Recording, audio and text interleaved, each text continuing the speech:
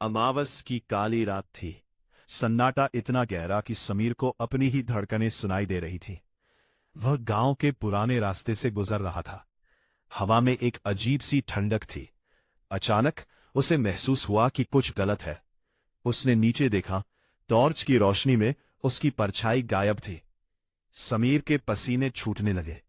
उसने टॉर्च बंद की और फिर जलाई। परछाई वापस आ गई थी, लेकिन वह समीर के साथ नहीं चल रही थी। समीर खड़ा था, पर उसकी परछाई जमीन पर धीरे धीरे रेंग रही थी, उसकी गर्दन की तरफ।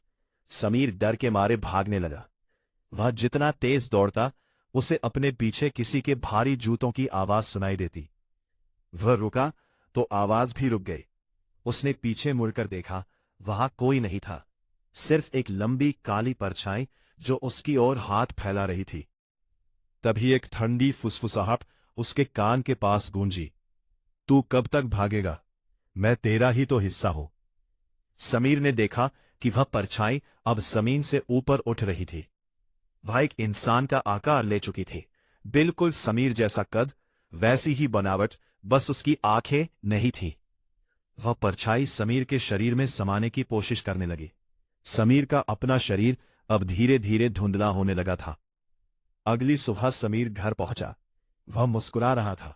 उसने सबसे बात की, लेकिन जब वह धूप में निकला तो जमीन पर उसकी कोई परछाई नहीं बनी।